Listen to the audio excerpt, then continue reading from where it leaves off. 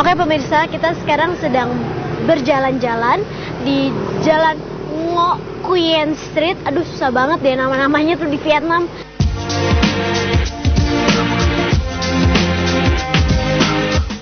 Pertama kali menginjakan kaki di Hanoi, Vietnam, naluri petualangan kembali menggerakkan hati Tasya Kamila.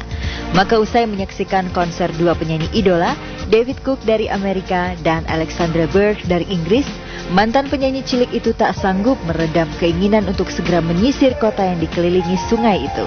Dengan kamera di tangan, Dara cantik ini pun mengawali perjalanannya dari taman kota. Di sini ada tamannya, banyak orang lagi olahraga. Semuanya lagi berolahraga. Jarang-jarang ya kalau di Indonesia ada taman dipakai buat main badminton kayak gitu. Ayo yuk ikuti terus.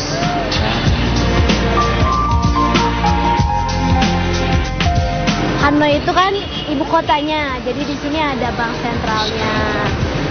Kalau aku ke dalam, kira-kira dikasih duit nggak ya? Bank sentral kan cetak uang.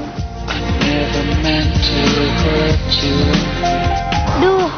Pemirsa, aku udah jalan-jalan nih, kayaknya aku agak-agak nyasar nih, ini di mana ya? Yang jelas sini tuh ada kayak mainan anak-anak, kayak ada odong-odong malah sih. Wah, jangan aku udah balik lagi ke Indonesia. Aku pengen belanja nih sebenarnya, pengen lihat-lihat barang-barang di sini. Yuk ikutin terus, nyasar bareng-bareng ya.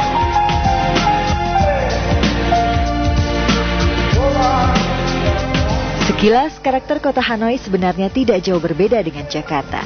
Jalanan kotanya ramai oleh kendaraan roda dua. Tapi semakin lama berjalan, semakin kuat pesona taman-taman kota Hanoi menarik tapak mungil Tasya. Tanpa terasa, sampailah ia di Taman Ly Thai Tho, taman bersejarah untuk mengenang raja pertama, sekaligus penemu kota Hanoi. Sekarang itu udah jam 5:30 waktu sini, tapi di sini masih cerah dan anak-anak masih pada main di Taman Ly Thai Tho. Nah di situ tuh ada patungnya tuh. Jadi walaupun udah sore-sore, kalau orang Indonesia biasanya jam 5:30, masuk maghrib. Kalau di sini masih terang, jadinya pada masih main deh. 1000 years ago. Oke, jadi yang tadi patung kita lihat itu adalah raja dari Vietnam 1000 tahun yang lalu. Wow, pantesan dibuat patungnya ya. Jadi dia yang menemukan Hanoi ini, si raja tadi itu. Wow, cool. Bermodal kemampuan bahasa Inggris yang fasih, Tasya mampu menyisir tempat-tempat wisata di kota Hanoi.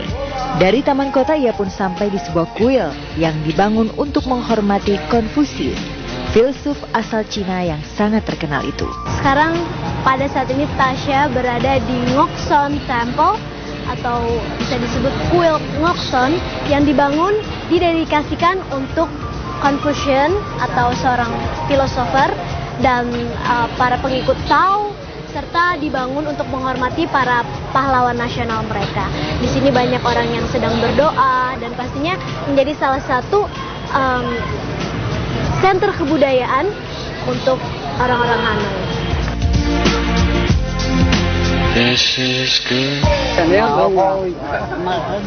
Wah, kita sedang menelusuri jembatan merah sepanjang jalan kenangan ini.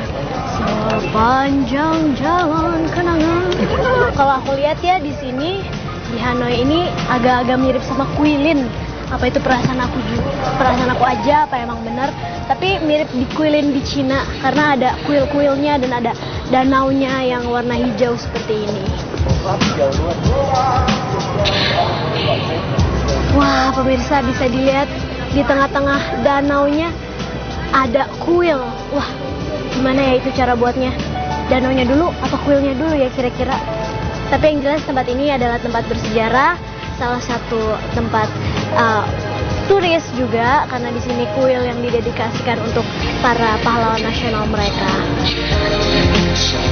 Dari pagi sampai penghujung senja, Tasya masih saja menelusuri jalanan kota hingga tiba di sebuah pasar souvenir terbesar di kota Hanoi. Di sini selain ada restoran, juga ada banyak tempat cenderamata khas dari Vietnam.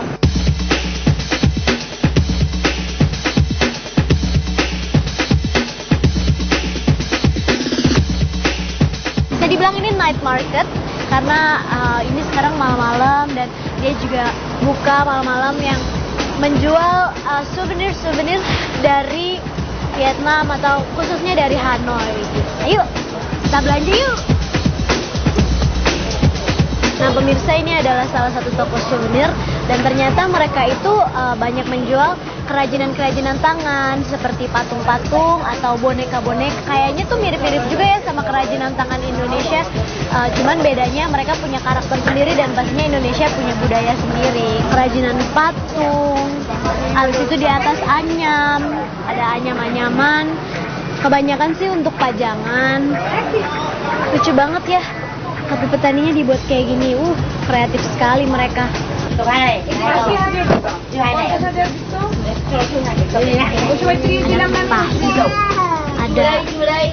tulisannya nih. Ada apa lagi ya?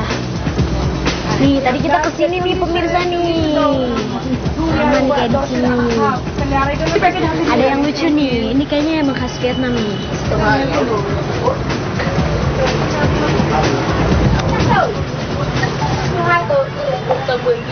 Ini lucu loh, biasanya kalau dibuka, iya kayak yang di Rusia nih. Kalau dibuka nanti lama-lama kecil. Ini emang Vietnam itu topinya kayak gini nih, kayak mangkok gitu pemirsa. Terus belakangnya kelihatan kepalanya nih atasnya. Suasana pasar kerajinan tangan tersebut tidak jauh berbeda dengan pasar-pasar di Jakarta.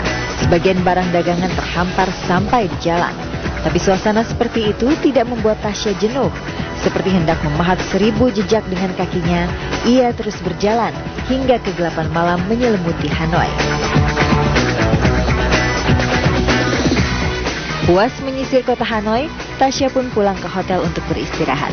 Tapi pagi hari berikutnya, ia sudah merambah di jalanan kota. Melengkapi cerita dari Hanoi, Tasya pun mendatangi sebuah restoran untuk mencicipi pho, makanan khas masyarakat Vietnam. Lalu, perjalanan indah itu usai dan menorehkan bekasnya dalam ingatan si cantik berlesung pipi ini. Sebelum meninggalkan Hanoi, satu asa terurai dari mulut mungilnya. Ia ingin publik tahu dirinya sudah menjadi remaja dan bukan Tasya cilik lagi. Orang-orang tuh mengenal aku sebagai penyanyi cilik. Menurut aku sih maklum aja ya kalau orang masih teringat, oh Tasya yang dulu penyanyi cilik gitu. Tapi dulu kan, jadi kalau orang udah ngeliat aku dan udah ngeliat penampilan aku, mungkin udah denger lagu aku yang baru, orang-orang pasti udah nyadar juga, oh Tasya udah gede kayak gitu. Walaupun mereka ya pastinya ingat lah, masa tiba-tiba lupa gitu kan. Jadinya aku sih maklum aja kalau misalnya mereka mengenang aku sebagai penyanyi cilik, cuman asalkan mereka nggak treat aku kayak anak-anak lagi gitu.